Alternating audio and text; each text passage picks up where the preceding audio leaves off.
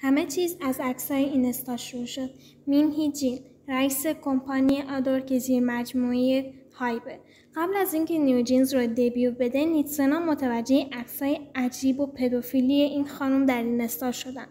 این خانم رسما عکسای دخترای کم سن رو به دیوار اتاق و استودیوش چسبونده و همچنین پوسترهای فیلمای پدوفیلی که خلاصش راجع به عاشق شدن یه دختر زیر سن قانونی با یه مرد بالای 50 ساله.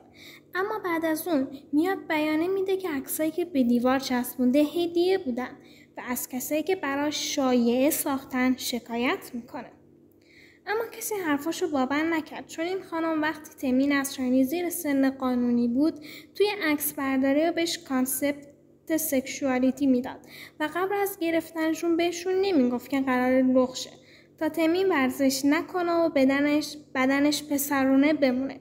و همچنین وقتی NCT دریم توی سن 13 سالگی دبیو کرد گفته بود که دلش میخواد کانسپتشون رو دارکتر کنه، ولی بقیه باهاش مخالفن. حتی وقتی دیده اسم دیگه نمیذاره به آیدلاش نگاه جنسی داشته باشه اونجا ترک کرده و کمپانی خودش رو زده.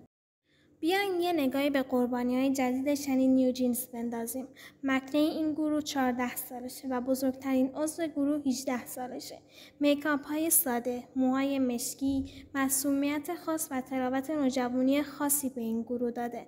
اما نیتسونا متوجه شدن لباسایی که تن این دختر توی موزیک ویدیوی اتنشن و هایپ بوی کردن معنی جنسی پشتشونه.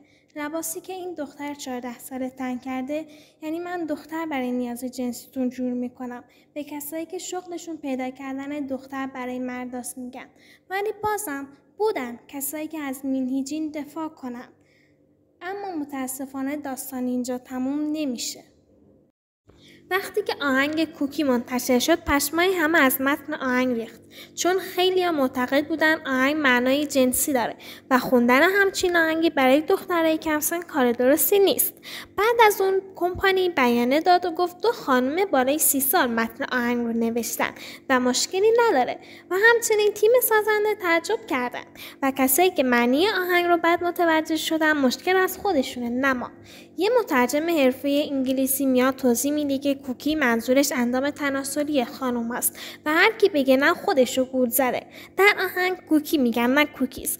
فن اینترنشنال این آهنگ رو 100% جنسی میدونن، ولی خود کره معتقدن که آهنگ خیلی هم کیوته. هرچند بعد از اینکه آهنگ کلی جنجال بپا کرد دیگه توی موزیک شوها اجرا نشد. مرسی که تا آخر ویدیو با هم بودین. بلا بلا بلا.